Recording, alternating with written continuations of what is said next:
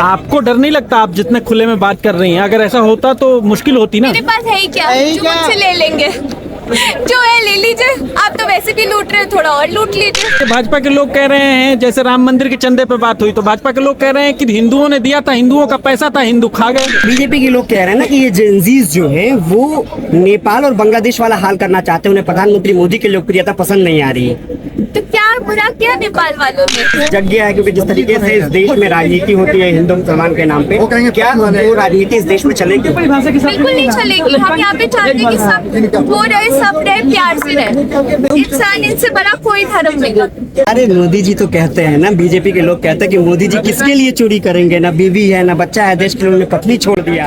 आप लोग कह रहे हैं कि देश को बदनाम कर रहे हैं।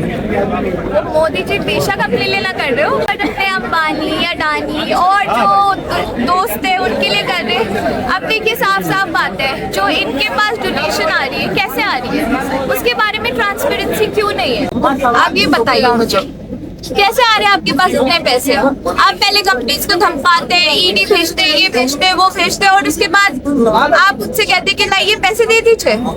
कैसे आ रही इतनी फंडिंग? बीजेपी के पास मोस्ट अमाउंट ऑफ फंडिंग है इस वक्त। हाउ? लेकिन आखिर लोगों का भरोसा नहीं है तो तीसरी बार वो कैसे प्रधानमंत्री बने? आखिर देश का भरोसा है ना। देख रहे हैं अलग अलग पार्टियों से लोग नेता टूट करके जा रहे हैं। 3/4 बहुमत के करीब बीजेपी पहुंचने वाली है। अब ये बताइए, खरीदने के पैसे इनके पास, धमकी देने के पैसे इनके पास। अब जाएंगे नहीं तो बेचारे क्या करेंगे? राघव चड्ढा जी भी चले गए और पता नहीं कितने चले जाएंगे। क्या राघव चड्ढा से उम्मीद थी? बहुत उम्मीद थी, बहुत अच्छा बंदा। He was, I think he was the only politician I used to follow, idolize, and literally used to listen to him. But the guy changing his team is heartbreaking. उसी दिन मैंने राघव चड्ढा को अनफॉलो कर दिया था। अभी कोई मैसेज आप देना चाह रहे राघव चड्ढा को?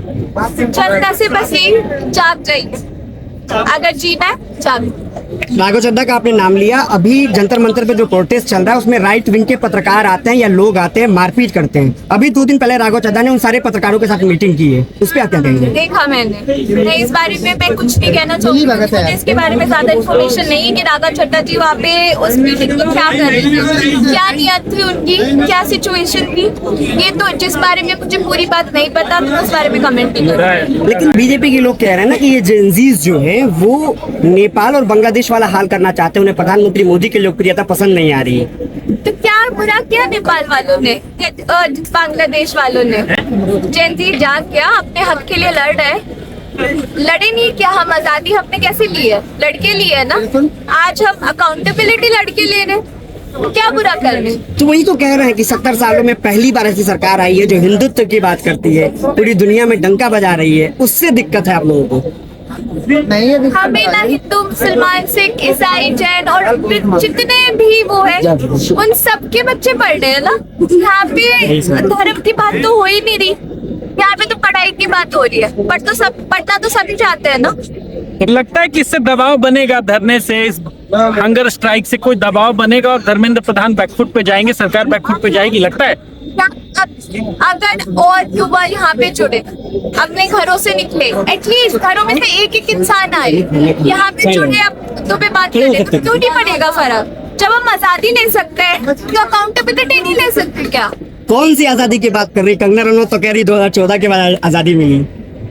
अरे बस नो कमेंट्स टू हर। क्यों? उनकी बातों का ना दुख है, ना पैर है, ना जमीन है। उनको तो टिकट चाहिए था, लोगों ने टिकट मिल गया। मंडी की सांसद है, लाखों लोगों का प्रतिनिधित्व करती है। मंडी में उन्होंने क्या काम करा? उसके बाद तो उन्हें बड़ी तकलीफ हो रही थी कि अरे टिकट देने के बाद जीत तो गई, काम भी करना पड़ता है। ओह माय गॉड, ये तो सोचा ही नहीं था। नहीं, काम नहीं करना पड़ता, पॉलिटिशियन का भी काम करता है क्या?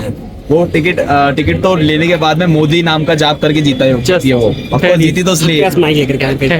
तो क्या लगता है, क्या आपका या आप जैसे युवाओं का देश के प्रधानमंत्री पे भरोसा है? फिलहाल टूटता दिखाई दे रहा है।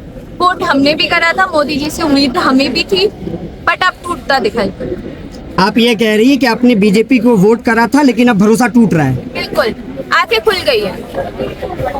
और बाकी भी सब लोग पट्टियां हटा ले और आंखों से खुद जज करे। सबके पास अकल है, सबको सुनाई देता है, सबको दिखाई देता है, सबको समझ आता है। समझिए और फिर खुद फैसला करें। फिर तो बीजेपी वाले लोग कहेंगे कि आप लोग तो टुकड़े टुकड़े गैंग के साथ खड़े हो गए जो देश को तोड़ना चाहते हैं। हम तो देश को जोड़ना चाहते हैं, आगे बढ़ाना चाहते हैं, बस। आपने कहा भाजपा के जो भी लोग हैं वो ईडी भेज देते हैं, तोड़ने के सारे प्रयास करते हैं, तो क्या आपको डर नहीं लगता? आप जितने खुले में बात कर रही हैं, अगर ऐसा होता तो मुश्किल होती ना। मेरे पास है ही क्या, जो मुझसे ले लेंगे, जो है ले लीजिए। आप तो वैसे भी लूट रहे हो, थोड़ा और लूट लीजिए, हमें कोई डर नहीं है, हमारे पास कुछ नहीं है। कह रहे हैं देश का गृह मंत्री बहुत मजबूत है, अमित शाह की बात होती है। क्या कर रहे हैं अमित शाह जी? कोई चीज बताइए जिसके लिए आम जनता को फायदा हो रहा हो। अच्छा, आपको चंदे से इतनी परेशानी हो रही है? भाजपा के लोग कह रहे हैं, जैसे राम मंदिर के चंदे पे बात हुई तो भाजपा के लोग कह रहे हैं कि हिंदुओं ने दिया था, हिंदुओं का पैसा था, हिंदू खा गए।